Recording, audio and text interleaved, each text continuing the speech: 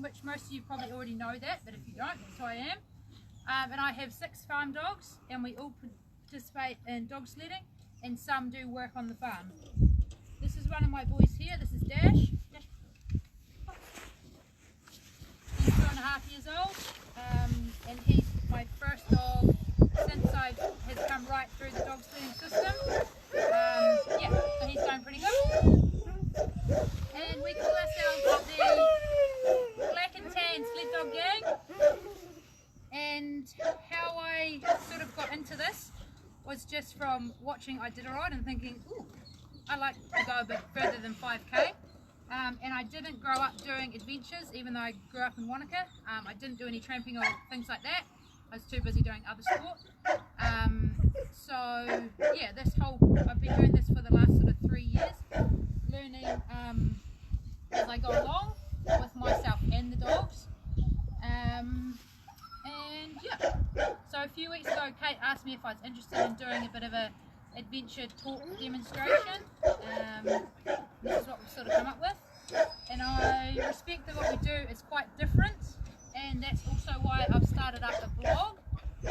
Is anyone following the blog? Anyone read the blog? Yep, it's on Facebook. Sweet.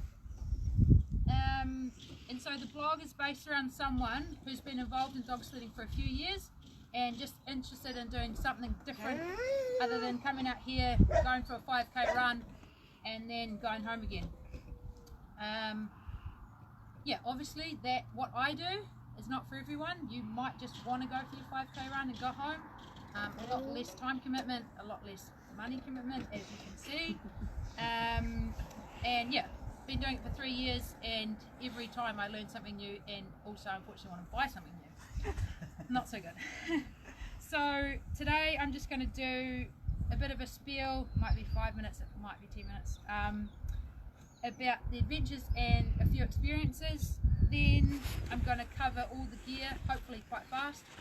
And then on Dash here, I'm going to show you some simple stretches, and I'll also show you how to clip the dog's nails, because I feel that that is very important now that I've been doing it for the last probably 6 months, and have noticed that the pads are in a lot better condition. And I'm probably talking really fast, sorry, I'll slow down. Yeah, so adventures, cover the gear, stretching, now. So if you want to leave at any time, feel free. So like most things, you want to start off small. So for some people, that might mean going for a bushwalk.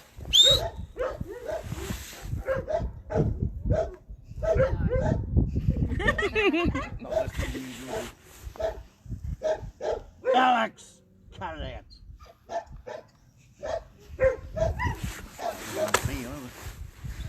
Yeah, so you want to start off small. For some people that literally might mean coming out here for a day, loading up a small backpack. Obviously this one might be a bit overkill, but just taking some food and just going for an adventure for a half day or something like that, starting off small. And then you can build up to going to like Simavora, Porokino, Piano Flat, where you can drive in and you can park up, you can run the dogs there further up for drive trails. And if you want to, you could act like you're self-sufficient and can't get access to a car, or if you were very green, you could sleep in the tent and the dogs could sleep in your trailer or whatever. Yeah, just start small. Don't get yourself scared and things like that, because it can happen. Being out there in the dark and all weird noises like possums and deer and cars at 3 in the morning, just to name a few. Yep, so that's that. What do you reckon, Dash Dash?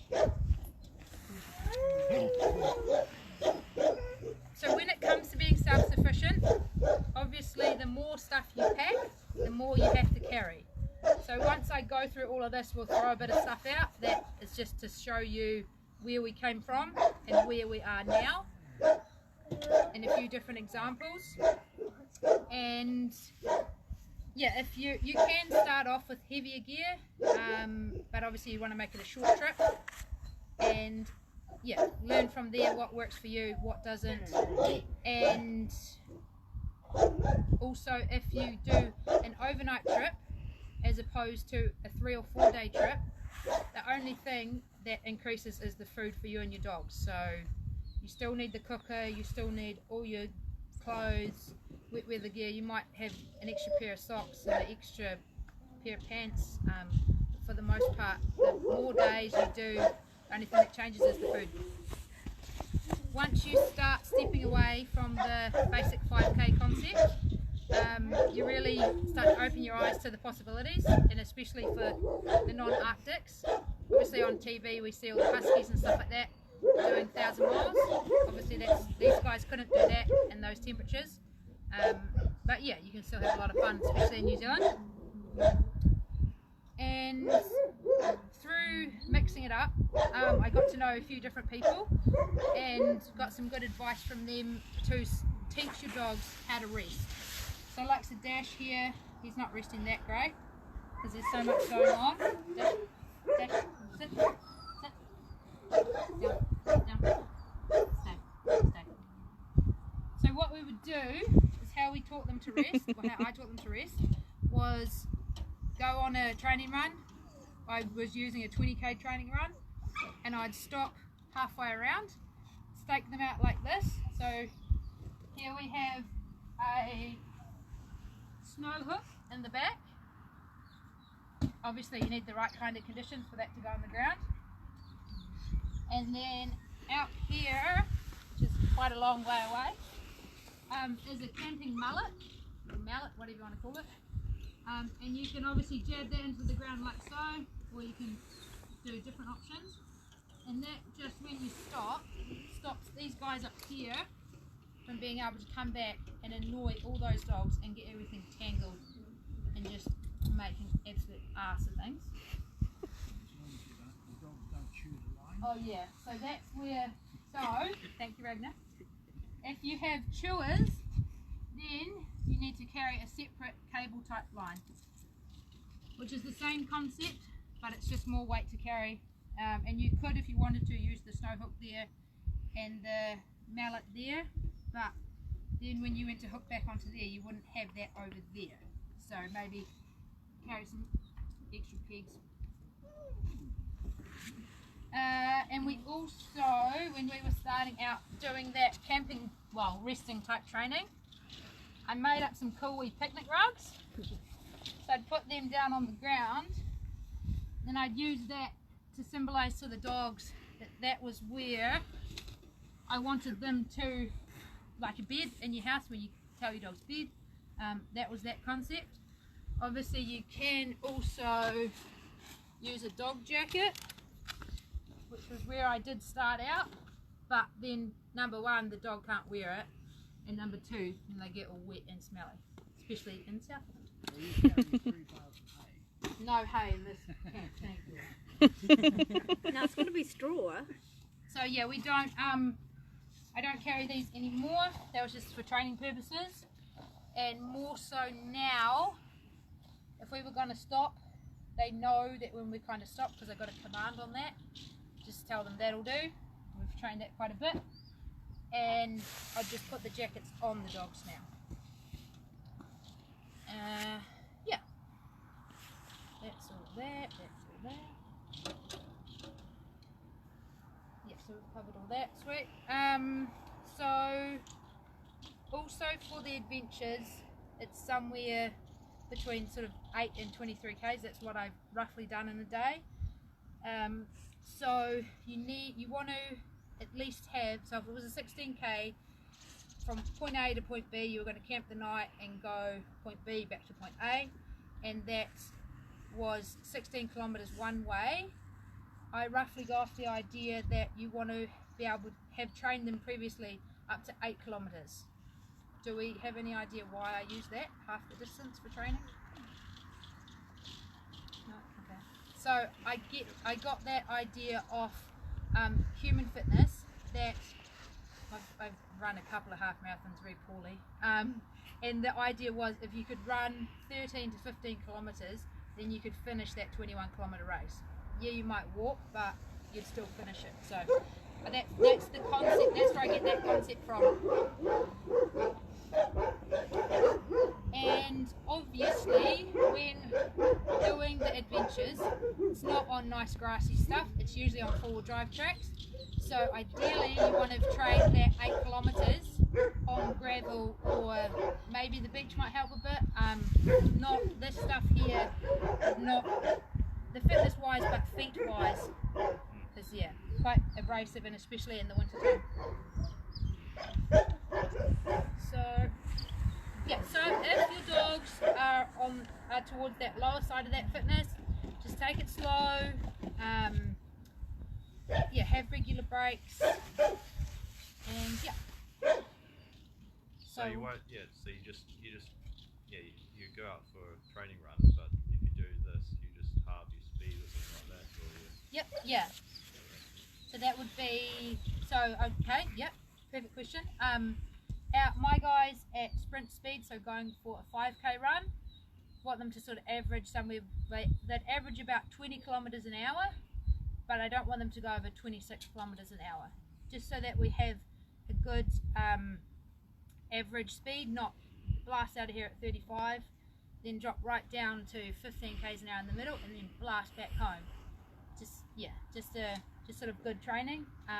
Whereas for the longer stuff, for the training wise, would average maybe more like 13 or 14 k's an hour, and we wouldn't want to go over 20, sort of 18 to 20 k's an hour, and that's them trotting, so they can do that for a longer time. And when you on the adventures, I usually find I only average maybe 9 to 10k an hour, because it's just so rough, just on the brakes all the time, and yeah, it is what it is. So you may, for somebody who has no idea what I actually do, you may think 8k's for one day is like, that's what happened to me before.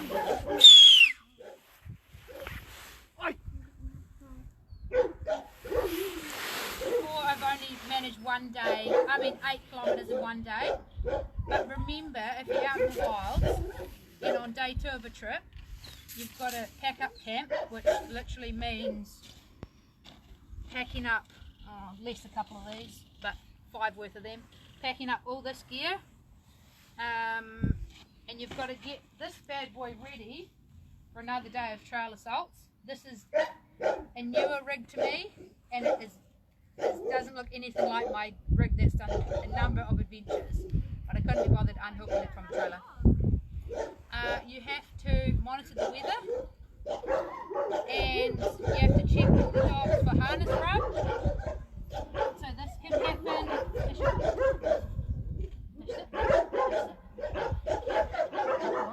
So on Dash, in there, because he's quite bored, you want to be checking in there. You want to check his wee tootsies. You want to be checking his range of motion. And you want to be making sure he's nice and happy. And then once you've checked all of that and packed all that up, then you can take off on your day's adventure to then repeat the process again when you set up camp at night in reverse order. Yeah. Does anyone want to quite How long does it usually take you to set up and pack up? Depending on the weather. It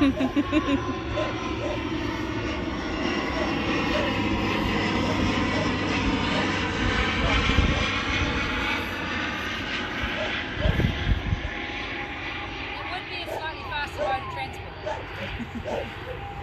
So depending on the weather, if I knew the weather was coming in and it was like a fast pack up, I could maybe do it in an hour, but I've got like a system where like the dog jackets go in this bag and that goes in the trailer. So that's a dry bag? Yeah, dry bag, sorry. Yeah, cool. Right. So it's all sort of colour coded and things like that, and then you've got all your tent with all the dogs, and the condensation gets really bad on the top of the tent. Yeah. So if you're going to be using the tent again, you've got to wait for that. Can you put them away down? It will only be worse. Can we swap sides of the trailer with them? Yeah, maybe. It might work. I can let him off and he'll shut up. Oh, sweet.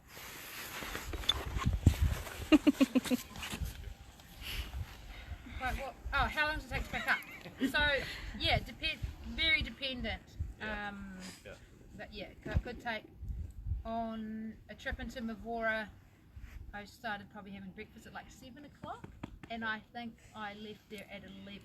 So I had to wait for the sun to come out and for the condensation on the inside of the tent to defrost. Yeah. So yeah, it's all very fun. That's a difference in the winter. Yeah. It's all freezing. Yeah. And obviously if Dog food too. Dash. Sit. Down. Alex.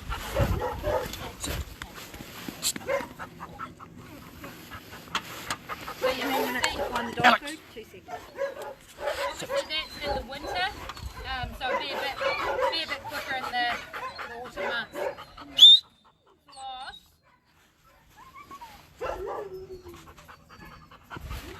So in life, like due to me being a farmer, I'm one of those people that tries to have all the tools to be able to cope with a situation, and that, as you can tell, carries into the adventures. I carry a spot tracker. So this is a GPS that sends locations back to an app that people back in civilization can access. So quite often my parents are watching this, and it's got a function where it can be tracking, send a signal every 10 minutes so they can see it, like my example, when I started at 11 o'clock and then I've moved around. And then it also has a really cool function that you can send an OK. So that actually comes through as a text message to my mum that I'm at point B, and that they know that when they get an OK that that's where I'm going to be staying for the night. It might not be where I originally told them because of weather or breakdowns, both have happened. But yeah, that's a really cool thing. This is a second-hand one, so obviously a bit cheaper. How much are they worth, Georgie? I think Ballpark? one of these brand new is 500, so roughly the same as a PLB, but more functions, especially if you've got friends that can watch you. And So it do you also need cell phone reception, or? does it need cell phone reception? Yeah. No, it's satellite. So Oh, it needs Yeah, to the yeah, sky. yeah. It's not an inReach. So there's the newer ones that you can text on and things like that. You can on this set up a custom message. I don't know why you would, because you can't set it up on the flight. And it also has a function where you can push a button and say, I need help, but I'm okay. And a true PLB function as well, so emergency, and it goes through the normal processes of PLB, that it goes to the emergency call centre and stuff like that. So that's a pretty cool piece of kit that's new this season. And it also gives me the peace of mind that I know that people aren't worrying about me. And I know that if I did get into a situation, yeah, people know where I am. And I do carry a PLB in here. This is a little vacuum packed pouch. We've got PLB, music bar, matches, some really light merino gloves, which are actually really good. And I think there's a whistle in there, and emergency blanket. And a head torch and some spare batteries. So that's A mirror, no, but you could use emergency blanket, I guess. because a mirror, if somebody's actually looking for you, a mirror, and they fly, Yeah. mirror is really good. Yeah, to reflect it there at the top or whatever. Yep. Yeah, Where do so you keep that? I keep that in my pack. Oh yeah, which you're wearing. Yeah, which I'm Okay. wearing. Yeah, so this sort of has, my pack sort of has stuff that if I was to get separated from this, good luck in dragging that off. I would have a day's food, cooker, tea, coffee, that sort of stuff, some water, wet weather gear, and this, and the spot goes on the outside and always pointing up to get the best reception going back. So yeah, that's with me all the time. Righto.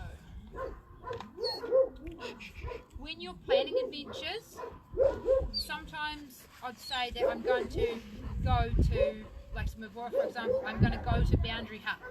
I have no intention of staying in that hut because you're not actually allowed dogs in dog huts. The reason you're allowed at Mavora with dogs is because it's a dog conservation area, which is different to a national park. So when you're taking your dogs out in the wilds, make sure that your dogs are allowed to be there. Because yeah, some people will get very pissed off with you, and rightly so. Maybe a little bit of an overkill, but that's the rules. If we don't follow them, we'll get shut out of there altogether. And most of the time, if you're allowed dogs there, there'll be people hunting there. There could be hunting dogs. At Mavora, they're also allowed horses there, so that's a pretty cool spot to go. And pretty easy to access, only 2 hour drive from Indus. Half of that's gravel road though. Yeah, so no dogs allowed in the dog hut, but I use it as a destination, so I know that's 16 k's. But yeah, I would only stay in the dog hut if it was an emergency, which would, you wouldn't probably get told off for that. So that's why I take a tent. I didn't want to set my tent up because I couldn't be bothered, but the tent fits in this bag here. So it's quite a compact tent. It's about 2.5 kilos, maybe 3 kilos.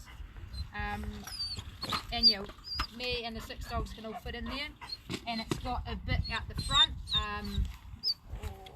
Maybe the size of the rig, no, probably not that big. But you can cook out there, and I can sit out there and the dogs can be on the tent, not trying to eat my dinner. So that works quite good. So yeah, when you're tenting, unless your dogs are quite well trained, don't leave them unattended in the tent. That's where this sort of setup can work quite good. And in the same respect, don't you sleep in the hut and you leave your dogs in the tent, because they will probably make a hole in it and race you back to the truck.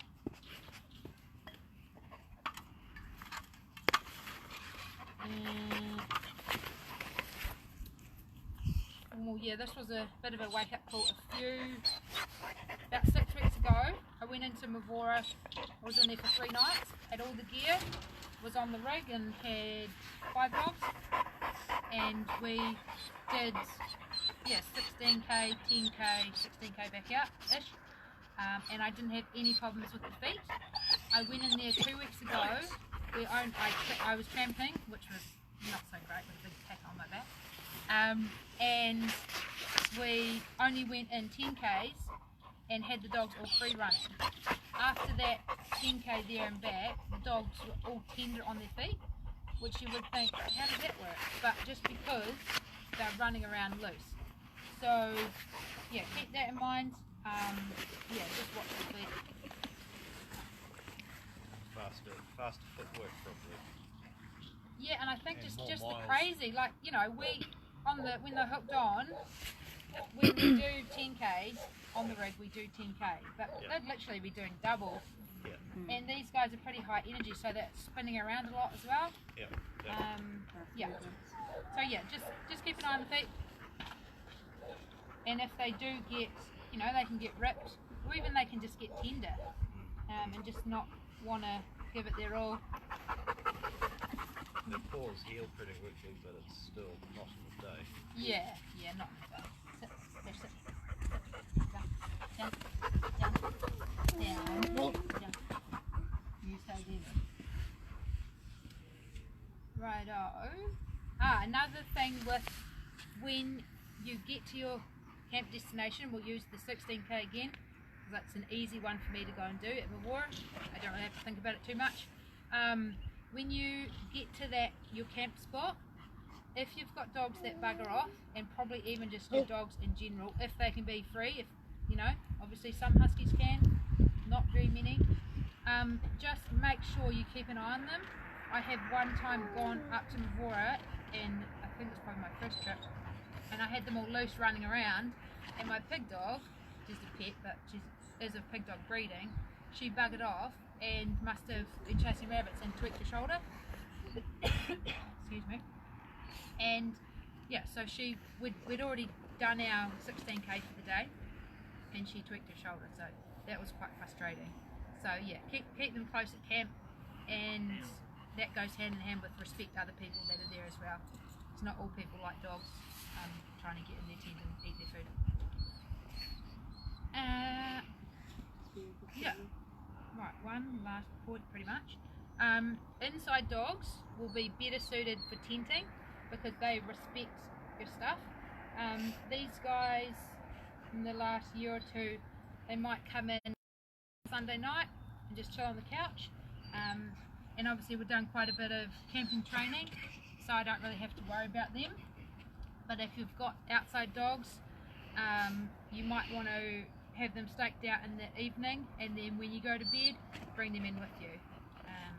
That would do something like that, because you can get dogs that chew shoelaces, chew mesh, and that's not so great, especially if it's summertime and there's a swarm of mosquitoes. So, to summarise, if you're interested in doing something different, start small. Plan a walk or a vehicle access remote campground like Timavora, everyone knows where it is mostly, and don't get too carried away with the gear. You can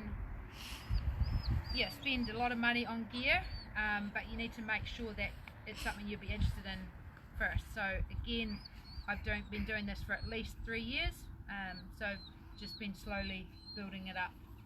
And if you do intend on doing the adventures, I hope you have a good paying job.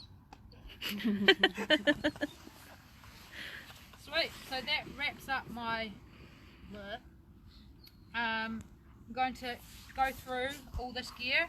I've got a checklist there to give out to you guys if you're interested. Oh yeah. And then I'm going to do a stretching demonstration and a nail clip on Dash. And yeah, but if you want to leave now, you're more than welcome to. Does anyone have any questions so far? Probably a lot of information, sorry. Right, I'll just hand out these checklists if everyone wants one. Checklist, is it? Checklist, you two can share. Thank you.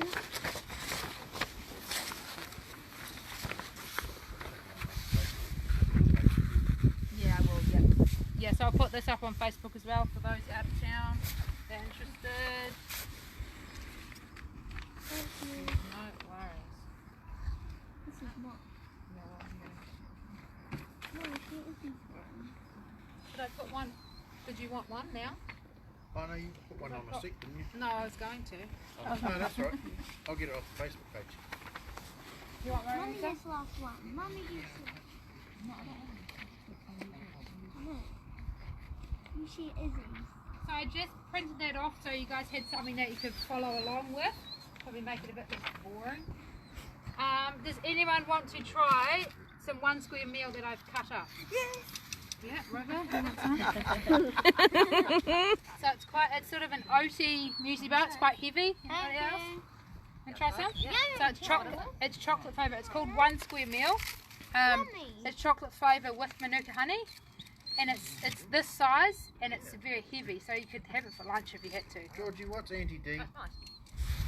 You know what anti-D is? Oh, anti-diarrhea. Yeah. Oh, I take those for the dogs. I don't take them. Anybody else want to try? Aw.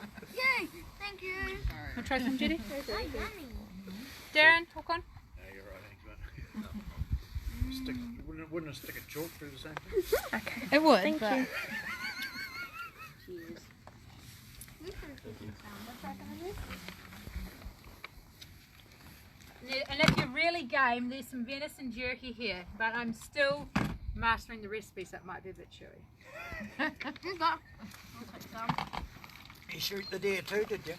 No, the neighbour shot the deer. This was in just grab a bit, remember? Okay. Oh, you got heaps. A big bit. Did you want a big bit? Yes. Anybody else want to try some? What do you think? Thank you. No a wee worries. bit there. Yummy. So just try and take little bits of it, I guess, and get those tongues back. Oh. This is all the stuff that I take when I go out. Is that a little bit? Oh, well, I don't know. Anybody else want to try some? It's not as good as yours, Darren. I'll have a crack. Hook on. Oh god, that looks like a chewy bit. Want some? It's better than the dog stuff. So yeah, obviously take small bits of it. Oh, there's your bit. No. Want some, Judy? Anybody else? Anyone else game? No, thank you. Nothing more. Thank you. No, it's quite nice. Brave.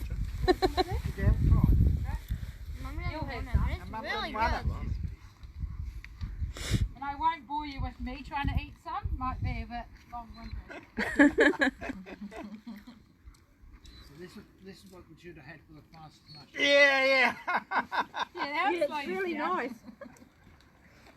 So help yourself. You want some more of that? Yes. What do you want, Robert? Venison, the jerky, or music bar? I like this. You like that? He's still working his way through. Yeah, have that. It's yummy. It might Hey. be quiet though. So yeah, I've just recently started making some of that up. The venison jerky, quite nice just for, I don't know, a little taster in the afternoon. And I carry one of these on my emergency kit. As you can tell, it's quite a meal, even for a small bit. Righto. So this checklist, which I'll put up on Facebook on the Black and Tan Sled Dog Gang page, this is my personal checklist. So a few people have been like, oh, are you really going to share that? But for me, it's the easiest way to do it because I understand it. So obviously you might have different things. You might need to take more food, less food. Obviously, oh, and you're not going to need a bra. You can take one if Are you you want. sure? You can take one if you want, but yeah. And the huskies will carry a lot less food than a underweight. Yeah. Yeah.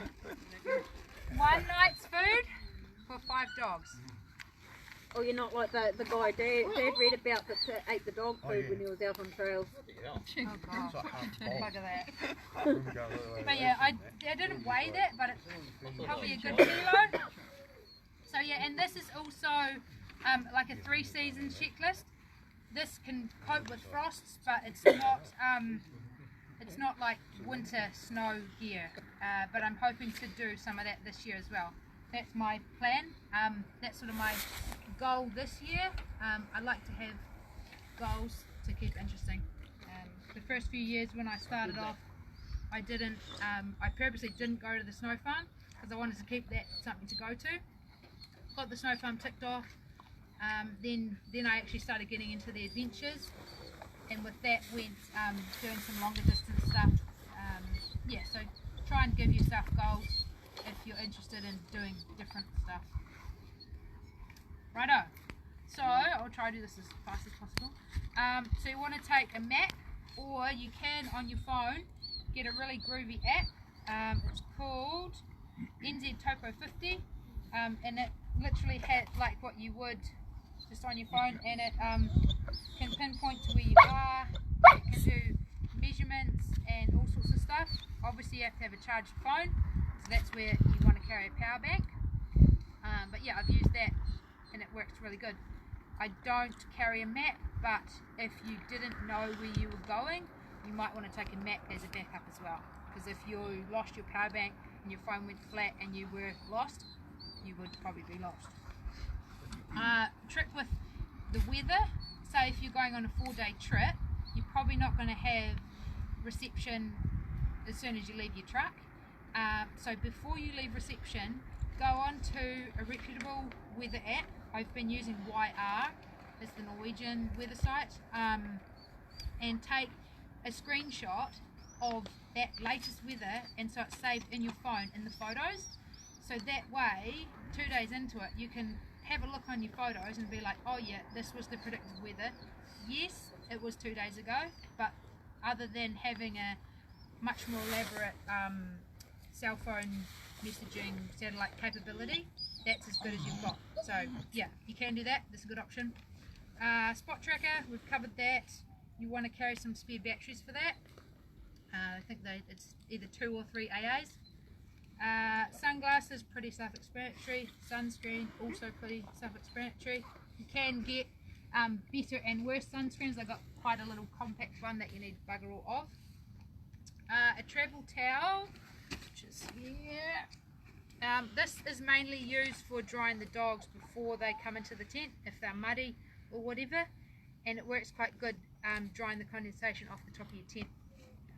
And but it wouldn't work if you've used it for the dogs. I have seen people, they wipe the outside of the tent and then squeeze the towel to get water. But if you've wiped the dogs with it, it wouldn't be very tasty water, and you definitely want to boil it. But it's an option. The 3 litre water bladder.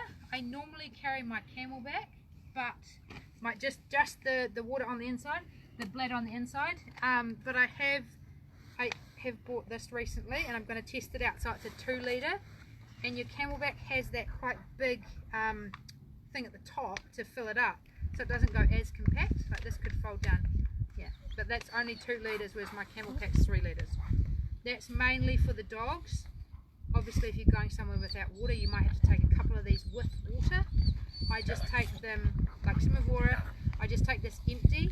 So when I get to camp at night, I can go and fill it up, bring it back to camp, and then I'd sit this water bowl out.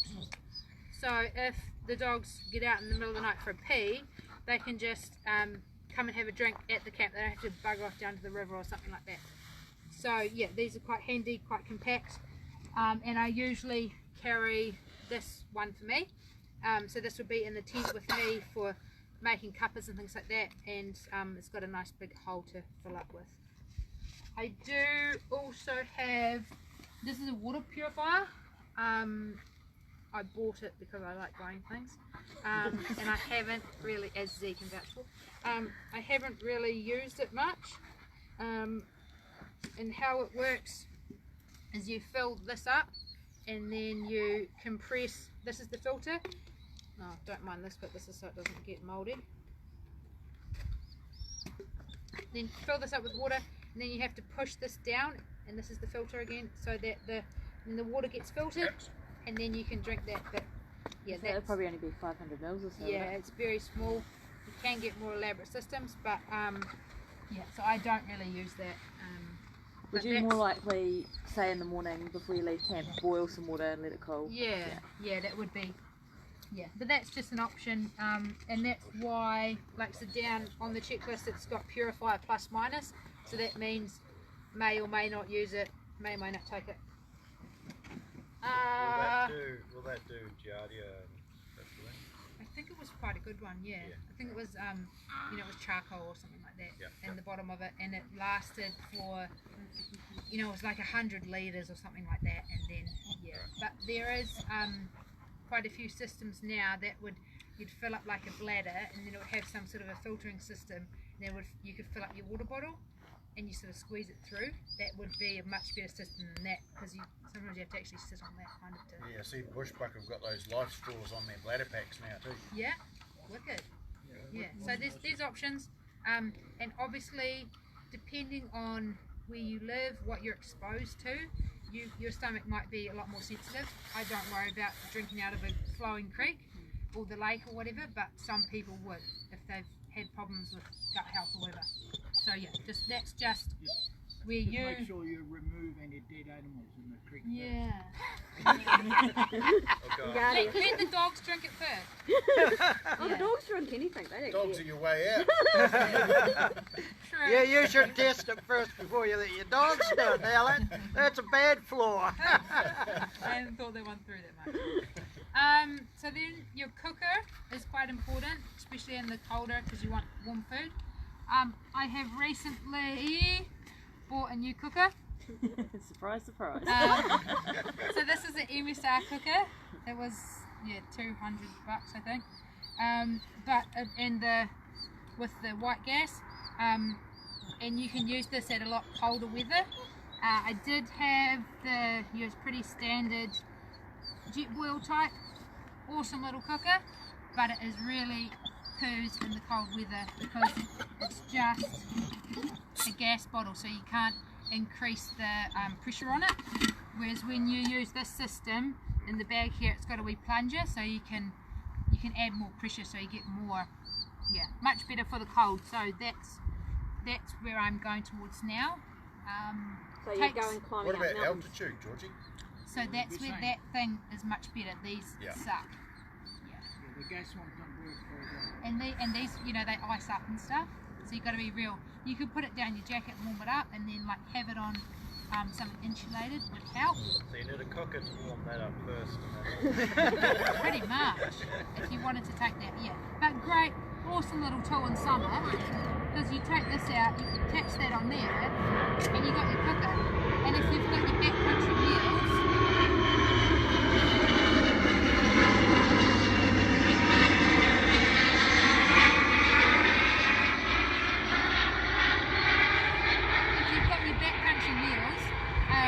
all you want to do is heat up water, make a coffee, that's perfect. But yeah, not good in the cold. These ones, you do, so this is, white gas in there, so it's liquid. And you do have to fill this up in here and preheat it before you, so a bit more work, but more reliable. Comes with a wee toolkit and things like that. And there's a windbreak and stuff in the bag as well. Toilet paper. Before, when you talked about the water containers, it's something you also keep in mind. If it's really cold, make sure that it don't freeze. Yeah. The water expands and just blow the bags. Yeah. So obviously, well, maybe not this. I've not tested this. But like this drink bottle, you could put in your sleeping bag with water in it, so you actually had water. A few weeks ago, I'd gone down with the dogs camping, I'd gone down and I'd filled this pot up with water, and it had frozen overnight, but I just put it on the cooker and heated it up, so that was a different concept where I just could add the heat to it, otherwise it would have been a bit of a pain, and I kind of melted it as well. That's thermal, is it? What do you mean thermal, like it's going to hold its heat? Yeah. Just plastic? It's thick. Because we went camping one winter and we taken thermal, or this was early on, thermal cups and things, and they just shattered. Oh, okay. Just shattered to pieces. Yes, you mean sort of like this material, but thinner cups. Is that what you mean? Oh, they're probably like thicker, but that sort of thing, yeah. Okay, that must have been pretty cold. Oh, it was, yeah. You know, the eggs were the eggs were wrapped in newspaper, were frozen. Yeah. We'll just leave that one, the cold, that real cold. If you got up in the night for a wee walk and you went out in the morning, you'd stub your toe on the stuff. Ah. Why am I not surprised? So you could probably use like the stainless thermoses and things like that would probably keep you warm. So it'd be like so this. Yeah. You can buy water bottles that are insulated now. Yeah. Yeah, you can I'm not sure. Play around. Because the thermos works both ways. It keeps you warm as well. Yeah. Keep it cool. Yeah.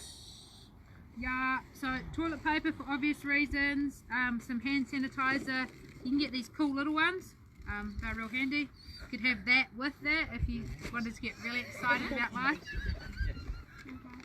And you can use the heel of your boot if you want to dig a bit of a hole, or you can use that little hammer thing, works quite good. What do we got? Head torch. There's head torches and there's head torches. Obviously I went shopping. This one, I don't know how heavy this one is. This is only 35 grams. How many head torches do you own now, Georgie? That's a tricky question. But yeah, so this one's lockable and pretty cool, but this one does exactly the same job. So that's just for around camp. See, obviously we wouldn't take that one. That's just for around camp. And when I go on adventures, I take my helmet and I have this fully charged up. It's been used several times when it was never planned to be used. And it's 900 lumen, and it probably lasts on low about 5 hours or so. So that can get you, another hour up the trail or something like that, get you out of a sticky situation. And I just leave that on the back as well, charged up, red flashing light. And this is what I wear all the time. This is what I train with all the time. Yeah, so just, yep. And gloves. These gloves I've had since start of last season, so they were waterproof. They are not anymore.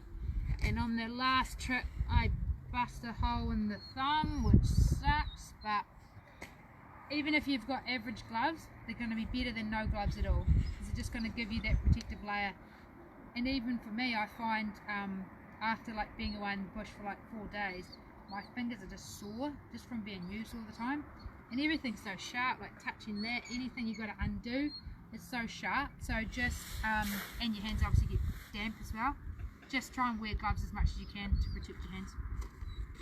And obviously if you fall off, you don't have to try and scrape gravel out, and rope burn can be quite bad.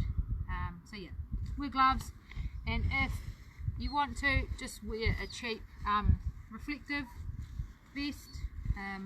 What are they, like 14 bucks? Someone might see you coming. Like $8 from Office Max. Someone might see you coming and pull out of your way, or not crash into you, or or not shoot you. Depends. Yeah. So that's that stuff. That's helmet and gloves covered.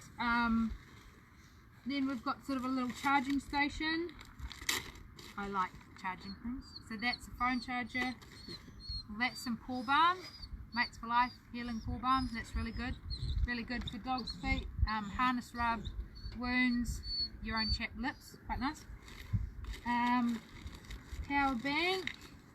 That's quite a big one. It's the 12,000 whatevers. You can get bigger ones now. And obviously you want to have it fully charged.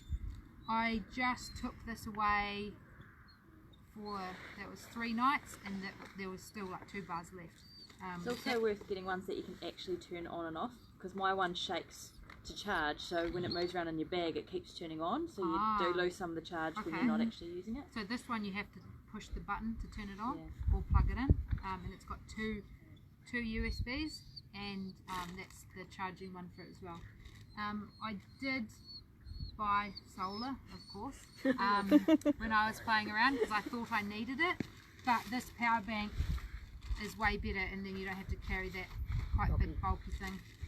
You can, with this setup, you can charge batteries, so that would be if you were going for an extended trip, but you know, doing the TRO or something like that, maybe.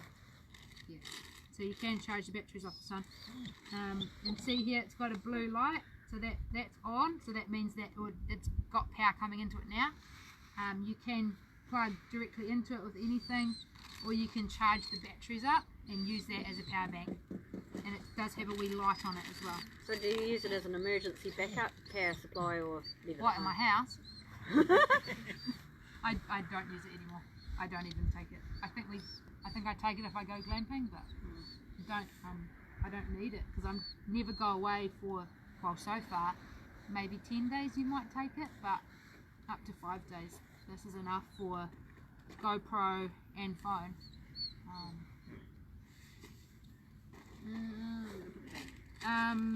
Charger for GoPro, because I wear GoPro.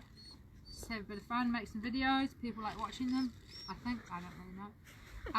And a multi-charger, so it can charge the head torch. Oh, this is a rechargeable head torch, so it can charge head torch. Everybody else in camp. Yeah. It does also have a phone one as well. It's got every one there, but look at it. Yeah, it doesn't have the new style GoPro charger, it's the old one, and I don't actually know what some of those other ones are. And that's the spare batteries for the Spot. So that lives in there, and that is in my pack, so that it is with me. How's everyone coping? Is this boring? You're hungry? Have some more food.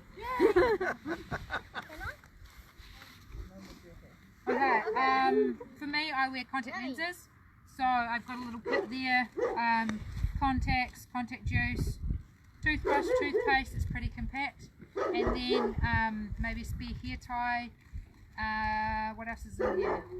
Oh, like just chuck like some hay fever pills or whatever you personally need to take, personal medication, chuck that in there, glasses case.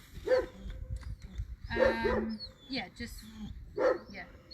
And if you need to if you get a bit stinky, just go and have a bit of wash and dry out in the day, whatever, do whatever. This, actually what I'm wearing is pretty common to what I would wear on a trip. These are waterproof-ish pants, if I remember to spray them, so more sort of splash proof. They're sort of fleece lined, so they're quite thick, and they're also stretch, so they're quite comfy. I wear these most days on the farm as well. These recently I purchased some gaiters. I used to have ones that only came up to there, covered the top of my boots, but I found that on my other rig the water from the back tyre comes up to about here, so if I can wear these, then it's going to protect that bottom part of my leg, so that my pants are going to be drier come night time. And also this makes just your boots more, and protects your socks, so your socks will stay drier for longer. Yeah, and then you just got your socks on, normal socks, boots, done. And the reason I wear my tramping boots is they are hard. So if you're less likely to roll an ankle, stub your toe, when that trailer is on and it pulls you in the back of the foot, it doesn't really hurt, because these are tramping boots, and they got good traction as well.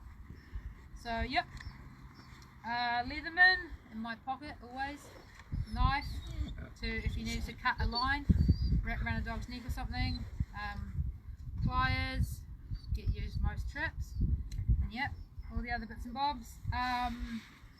The red mallet, so that's the thing at the end of the line there. Can use it as a leader hook, can use it to straighten pins on trailers, can use it for multiple things. Tent pegs, yeah, that's what this actually for. Snow hook, so there's a snow hook there securing that, and obviously it's got to be the right type of ground, and then got the little holder on the side of the rig there as well. So yeah, that is my stopping type system, but I don't use this rig. This is my nicer rig. I've got a lighter, more adventure savvy, missing a lot of paint rig, but I couldn't be bothered unhooking it, so I bought that one today. Yeah, and obviously the wee trailer on my other rig, it just clips on here, and so I put quite a bit of gear in here. It's probably flush with the, yeah, you can see in there, and that's all in dry bags as well. And then this is not the bag for this rig, but that goes on here, and that has stuff in it that I don't really care if it gets muddy or wet, so it's usually dog food, dog bowls, steak out, stuff like that. And then the more important stuff is in my pack, and the tent, dog jackets, the day's food, like the extra day's food is all in the back of there in the trailer. So that's how that setup works. Spear neck lines. Last trip, multi-day trip I did into Mavora, I think I had 5 spear neck lines. At one stage they were all in use, not on dogs either. They were holding the trailer on and all sorts, weren't they, Jessie? It was an adventure. Yeah, neck lines are always really handy. Yeah, and got a small section of little rope, which you can use to make new, like fixed harnesses, make new lines, things like that. That's quite handy. First aid kit. This is like the a-la of first aid kits. It's got most things in it. There's obviously a list over there of detailing that stuff all more. Yeah, most things in there, and that goes in a dry bag, goes in this pouch, and goes on one side of the rig, and then all my rig repair gear goes in another dry bag in the second one of these, and goes on this other side. So in an emergency, that's probably the first 2 things you're going to need: first aid kit and or repair stuff. So that's easy to get at, just right beside you.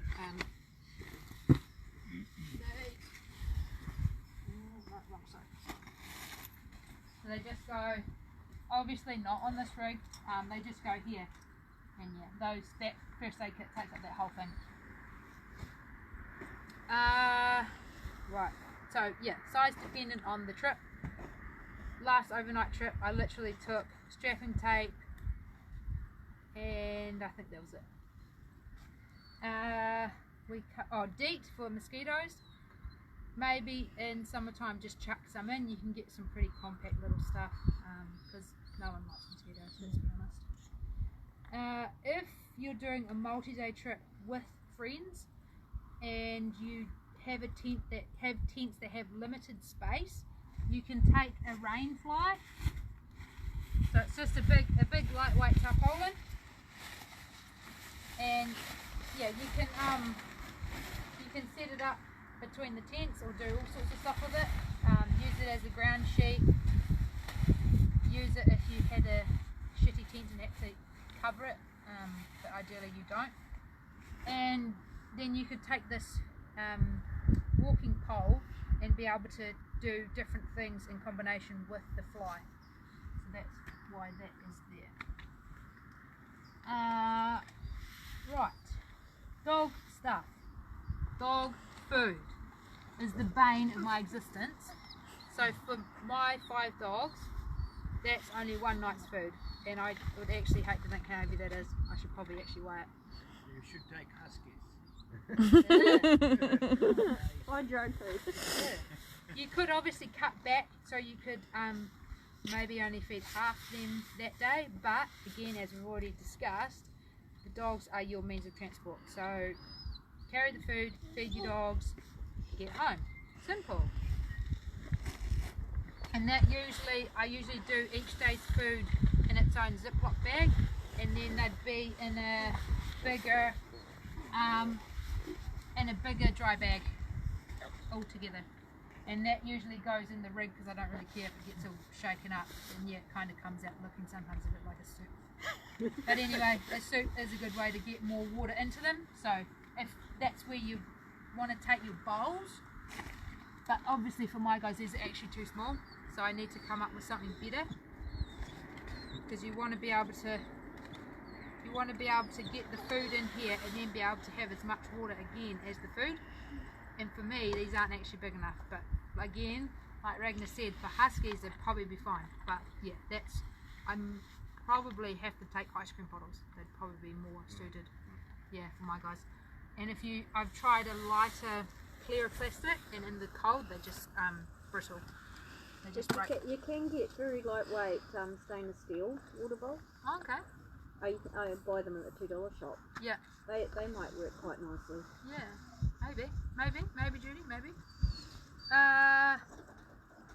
Right, dog food, dog jackets. So I have a whole set of these for all my guys, but these are 600 grams. So when you've got 5 of these, what is it? Quite heavy, 3 kilos odd. So I'm actually trying to sort of replace these, and obviously a lot cheaper. Great for in the trailer, on the farm, whatever. But I'm in the process of, I was going to get these ones, but so I get the non-stop gear comes from Suvi, Urban Wolf. I got one of these last year for one of my girls that feels the cold, and this one I think is about more like 350, 400 grams. What did I say? Did I say 600 kilos? Okay, 600 grams. Sorry. You said grams. No, you said grams. Oh, I just said grams. 600 grams. Yeah, some like 300 or 400 grams for this one. It's a bit bulkier, but they do say it's a bit warmer, but only maybe just. Then this one. So this one is about 200 grams, depending on the size, because obviously you've got a bigger jacket, got more fabric, you got more fluff. Depending on the size, this one is about 200 grams and can go a lot more compact. And these two here are roughly the same price, which is nearly 3 times that. Roughly $50–60 for one of these, which is perfectly, they're a good jacket, don't get me wrong, good jacket. Yeah, $50–60, 600 grams, about $130, yeah, and about 300–400 grams, and then this bad boy same around that 130. Well, these might be 110, 130, something like that. But yeah, a lot lighter, a lot more compact. So planning a snow trip this year, I'm trying to get these ones for all my guys, because yeah, supposedly there's only slight difference in warmth, because I was going to get these ones. Yeah, so at the moment I only have one of these and one of these, and I have 5, 6 of them. So yeah, that's how it works quite good, that I could compare from my point of view, because I had them myself from doing snow stuff last year, but only races, not exploring. We've talked dog bowls, and yeah, the stakeout line, if you've got chewers, or you can just use your gang one. Does anyone want me to go through the bike repair kit list? You've probably seen it before. It's just some spare ropes, some tools, some clips, levers, cable ties, brake pads, duct tape, a multi-tool for the bike, spare tubes, and a pump. So again, that's on the outside of the rig, easy to get at. That's all there on the list. First aid kit, we don't need to go through that. Tent stuff, so that's what I'm using at night. Tent, we sort of vaguely covered that, so it fits in that bag. That's it, just loosely sitting in there. It was meant to be a 4-season tent, but it has a shitload of mesh, so it's actually quite cold. So I have bought another tent for winter trips, and it was quite expensive, so it better be good.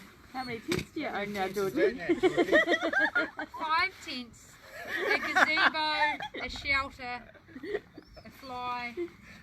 How many, you got a dog gazebo too, don't you? Yeah. Shelter thing? Yeah, the gazebo and the shelter, yeah. Don't go there. Yeah, so the tent, and you can, I've sort of been putting the emergency blanket down as like a footprint, much lighter, obviously not very robust, but the footprint does a couple of jobs. It's going to protect the bottom of your tent from dirt and stuff like that, and it's also going to give you and the dogs another layer between the ground and the tent, so just to help reduce the cold air. Because yeah, I remember the first time me and Z went for a camping trip, and we had no idea, and we're on air mattresses, tent, and then nothing, and we woke up in the middle of the night, both of us were like, is the cold coming up from the ground on you? Yeah, okay. It was January, like, yeah. It's been 30-degree days, so we hadn't really expected So yeah, that cold. Yeah, that's a lightweight option. A footprint would roughly be the same size, but be more like the fabric of a fly, and it would go the bottom bit. Sleeping bag. How's that going, Dishy? Got doggy approval. So this is Dish, can you book? This is a Domex sleeping bag. So on the outside is a bivy bag. It's a cheap, like a waterproof layer to protect my sleeping bag from the dogs if they're damp. And this is a New Zealand brand Domex Halo Plus, and it is comfort rating of -17, which you can still feel the cold in. So, and the bivy bag also adds another layer of warmth. But because it doesn't really breathe, because it's waterproof, you've got to make sure you don't get too hot in your sleeping bag. But that's all. If it was where normal people would be going and testing out gear, you probably wouldn't have to worry too much about having a really good sleeping bag, bivy bag sort of stuff, because it's not going to be as cold. Do you find the bivy bag also helps protect from dogs' nails on your sleeping bag? Yes, as well. Have you tried an inner lining in your sleeping bag? Yep, so I've got one of those there as well. Oh, yeah. But it hasn't actually been cold enough where I've had to have the sleeping bag, the bivy, and the liner. Because literally you put that bivy on and it adds a lot of heat because it's not, the air's not right there. Yeah, so yeah, I haven't I haven't yet had to use that combination. The liner's probably better for keeping the insects out, is where they really come in. And it also keeps the oil off your skin, off the inside of the sleeping bag. Yeah. It's going to make it last longer. Yeah. But if it's colder camping, you've usually got like long johns and a thermal on anyway. So, but it will still have oil on it from you. A pillow. Maybe take a pillow, maybe don't. Your puffer jacket can work really good as a pillow. Is that slipper? Is that cool? And if you make the liner silk, yeah, that's pretty common, isn't it? A silk liner, yeah. So my liner is it's a merino liner. So it will add, the silk ones I don't think add much heat. But this being merino, they say it will add about 10 or 15 degrees. So if your sleeping bag is a 0 degree comfort, it might get you up to -10. You can, obviously, I carry a puffer jacket for camping at night. I have had to sleep in this before, which is fine. Yeah, there's enough room in the sleeping bags that you can wear that as well.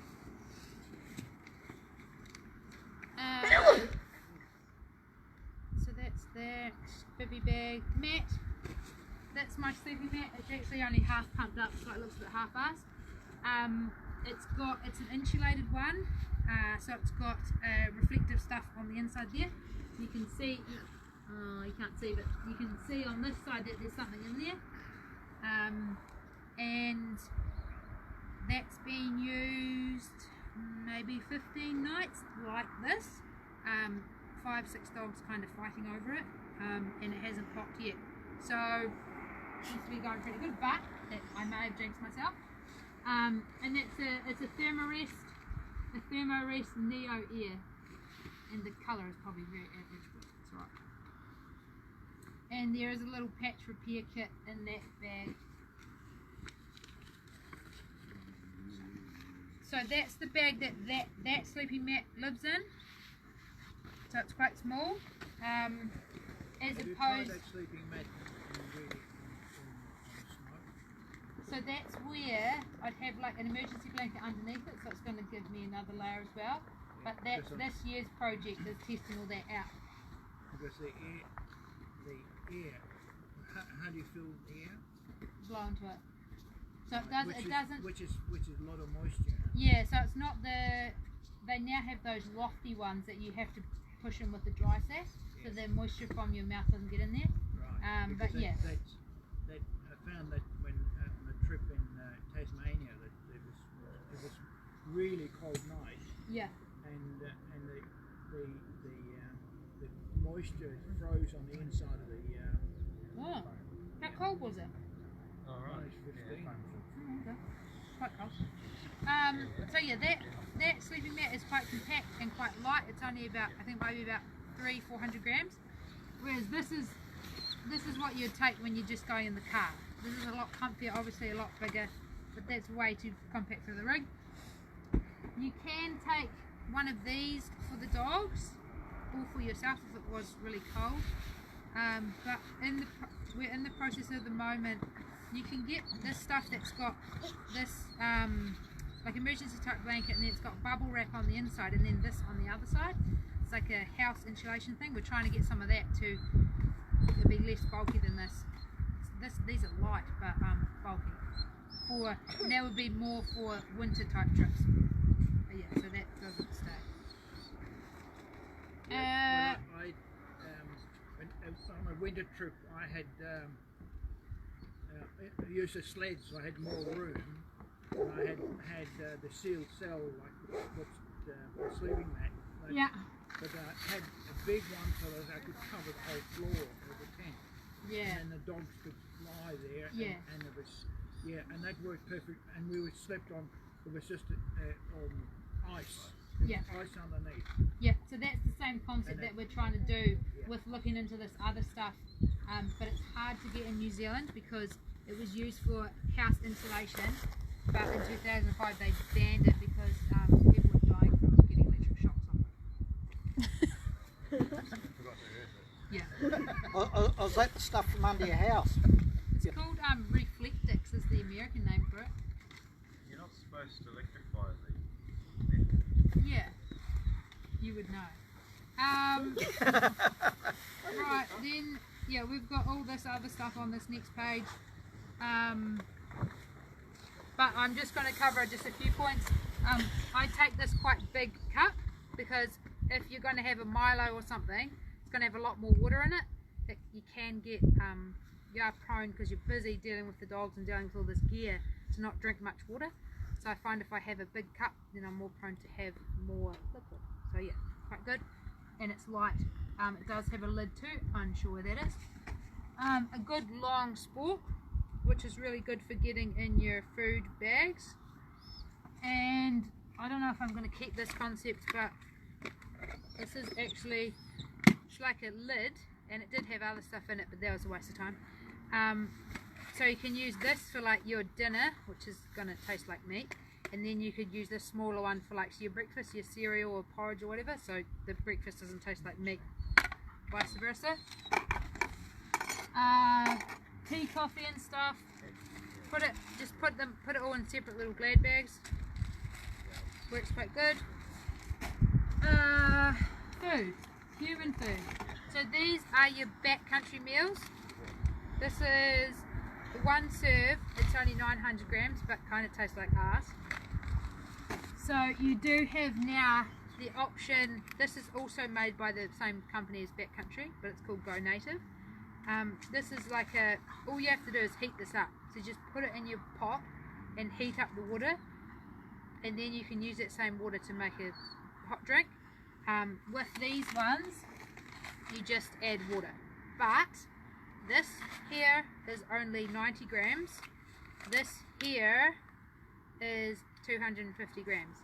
But this tastes 10 times better and actually tastes like food. And you can also add the mashed potato thing for 60 grams, and you just add hot water to that, and that is actually nice, very nice. But 4 nights worth of this is going to be, 4 nights of this is going to be the equivalent kind of one of these. So weigh it up. But still, you put about 200 grams of water in it. Yes.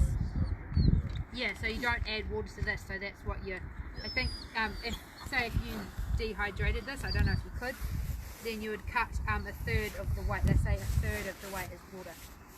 So for this coming up snow trip, there's going to be 3 of us, we're planning on dehydrating our own meals so they actually taste nice. But yeah, so they're actually edible. But still a really good product, and they'll last forever. They're damn sight better than they used to be. The meat used to be proper. Okay, so they have improved. Well, there you go, they've improved. And all the vegetables basically came out the same way as they went in. Yeah, but if you didn't, like before, I just took these because I didn't know of anything different, but now there's something different and you're like, that sucks. I wish there wasn't something different, but anyway. Yeah, so there's a bit of it on the checklist which I'll put on Facebook as well. There's just some ideas of food, for like, because you're busy, like quite often, one of the, it was Kate Smith or something that she said, oh, for lunch we'll just have 6 crackers and a tin of tuna, and I was like, well, how are you going to live off that? But when you go out there and you actually try it, you're like, oh, that's okay, that's fine, that's all you kind of need, because the dogs are doing a lot of work, you're just kind of along for the ride. But if you need a lot more food, take a lot more food and then cut it back from there. Again, this is 3 years in the process, so I know that this ish works for me. So yeah, yeah, and just a few little, if you want to take extras like chocolate biscuits as a treat, whatever.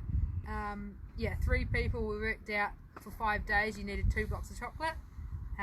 Yeah, just stuff like that. Georgie and I do that in about a day and a half. You're gonna bring your frog in. Yeah, so yeah, play around with your food. But yeah, take tea, coffee and stuff like that. It's always nice at the end of the day. Clothes, puffer, talked about that. Wet weather gear, pants and jacket. They're quite lightweight. How long have I actually been talking for? Oh God.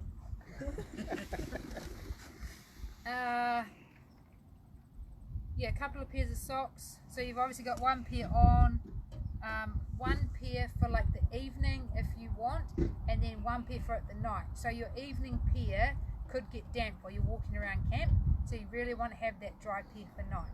Or if you're only going for one night, keep your day pair on, or don't get your night pair wet, whatever. Thermals, I take good merino thermals.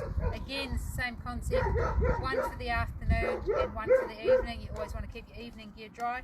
Same with your puffer jacket.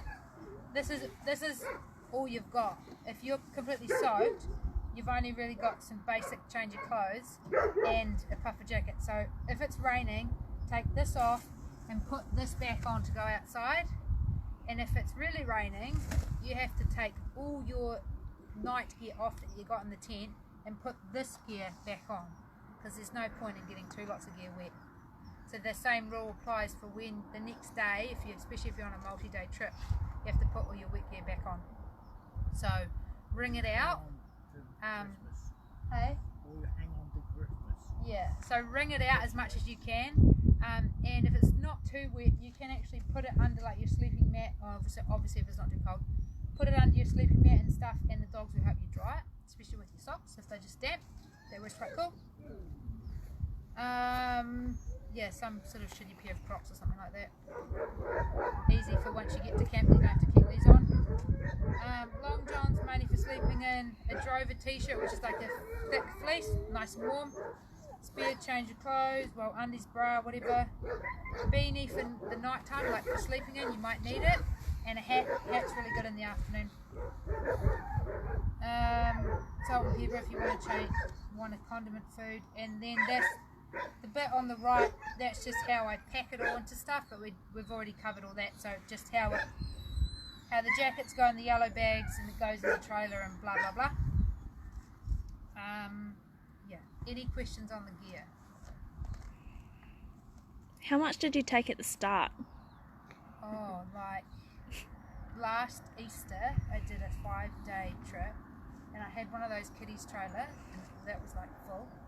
I had a backpack on, it was full, and then the rig, it was full as well, and we got 3 days into that trip and we were doing like an out and back, and so we knew that we were coming back, so we took quite a lot of gear out, and like literally it would have been that chocker full of stuff that got ditched in the bush, and that didn't need to come for the whole trip. So yeah, but it's the good way to learn. Oh, like, and this is just kind of where I've progressed from. Plastic, it melts. This is utter, it's not strong, it's going to tip over. And these things, they're good, they're compact, but they're floppy. So yeah. And those plastic ones don't reach the bottom of your backcountry food bags and stuff. You get food all over your fingers. Yeah, so that's where these are nice and long. But you then, when you do enough of it, you see that there's actually, once you've heated it up, you take this bit off. Yeah. So then you can get to the bottom with your shitty ass sport. But if you've never seen anyone do that, then you don't know. Even mixing it up, we've had dry bits in the corners and Right. Any more questions? Okay, so now I'm just going to do a quick stretching demo, and I'll just show you how to clip nails on Dash's feet, because I think that is very important for people to know how to do. Yeah. Black toes. You want to test some black toes? I've got one with black toes you could try. Good luck. I didn't purposely pick him because he's easy. Right. Hey Dash. Hi buddy. Hi buddy.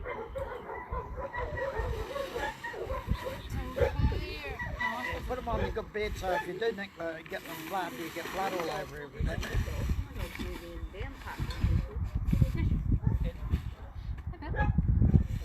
So you can do...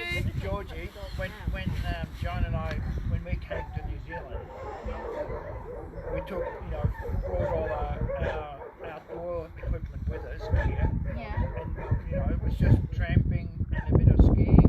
Yeah. It added up to $12,000 in 1978. Dang. So in 78. Don't tell people that regular. They'll say, how much is all this? And I'll go, I don't want to know. It does add up. Yeah. We don't want to add up how much you've bought over the years. So there's a couple of ways to stretch your dog. This is just basic after a run.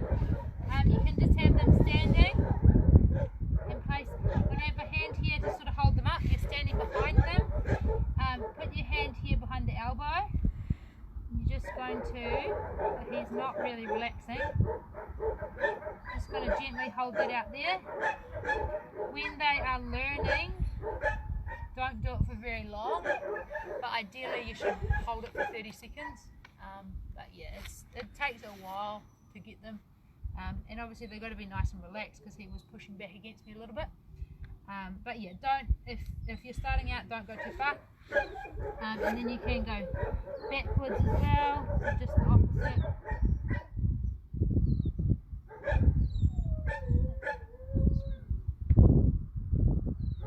So you're holding sort of near the joint with a nice flat hand, so Yeah. large pressure area. Yeah. You do want to, ideally the closer to a run the better for stretching, and I'm not quite sure that with animals, but within humans they say it's okay to stretch up until 2 hours afterwards because the muscles will still be warm. But obviously the further you go away from the initial exercise, the more careful you need to be because it's going to be colder.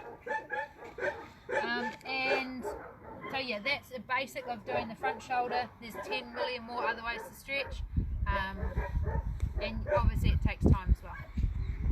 Then I'll just, so it's again is the flat palm, and you just want to put it on this joint here, on this one. And I'm standing behind, this leg is resting in here. Then I just use this hand under here to hold them up. But you can do it other ways. This is just the way I do it.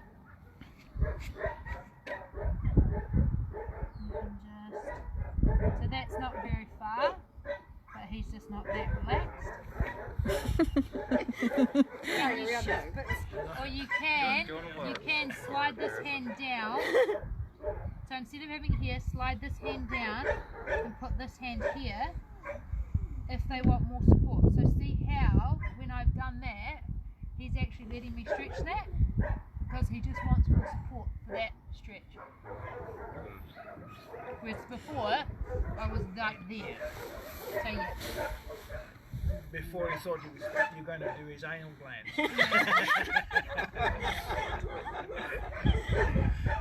And yeah, if you need to just sort of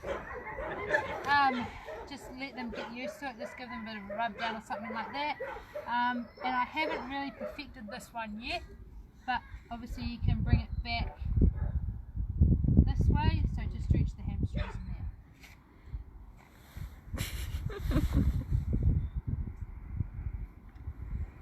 And again, if you're quite experienced, they bring the leg way up.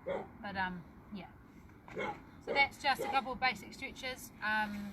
I've only learnt these sort of in the last 6 months with getting to know Diana, who runs Mates for Life.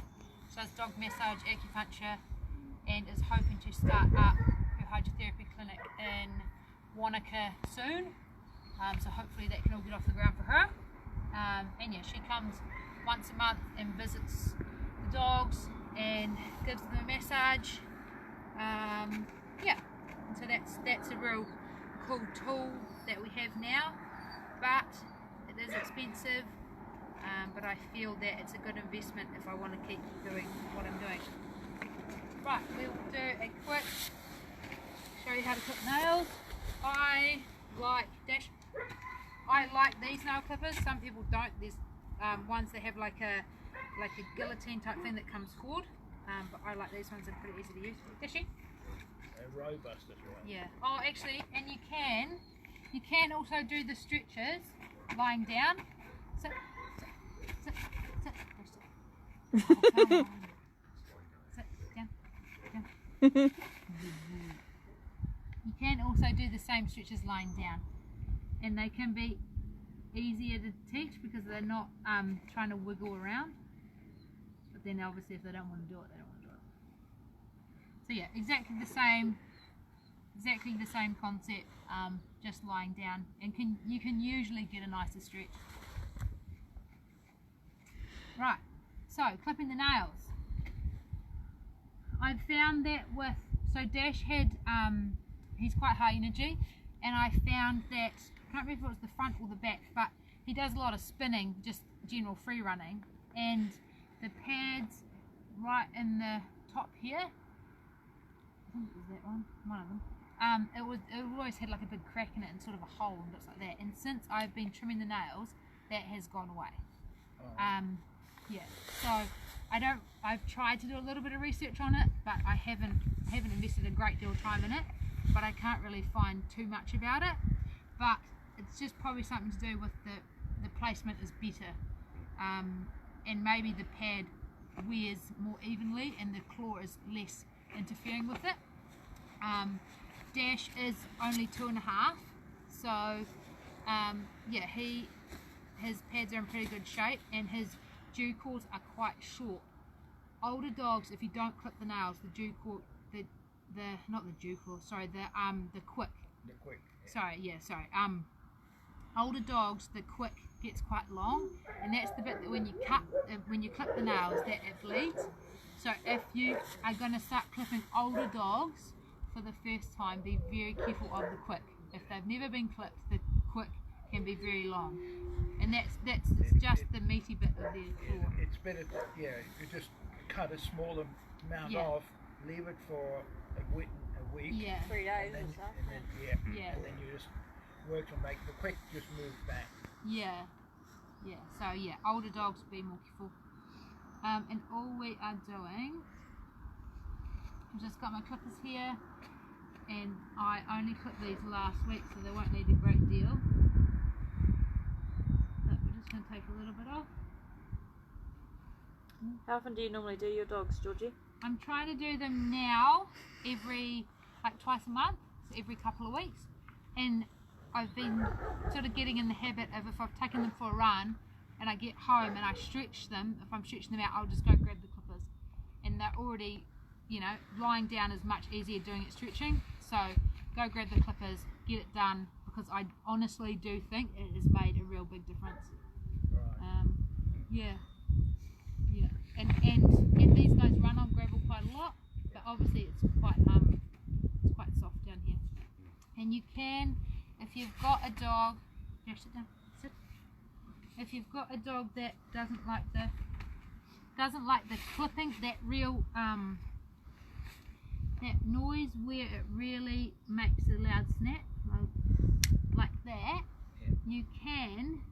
This is the black one for you, Ragnar. You can, if you just see how that didn't clip, you can just do it, just sort of restrict your hand, and then it won't make that clipping noise.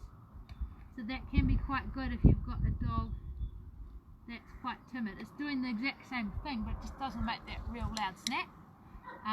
I've got one dog that maybe when he was a pup, I got his clip or something like that, and he hates that real loud snap, like so. But if I do it gently, he's not as reactive. And obviously, very important to get the dew claws. Not all dogs have dew claws, and one of my guys he's got dew claws on the back, and they just sort of are hanging there. So ideally, when they're a puppy, they would have got taken off because they're not even really attached. But because they just hang there in the breeze, they never get trimmed off. But yeah, any last questions?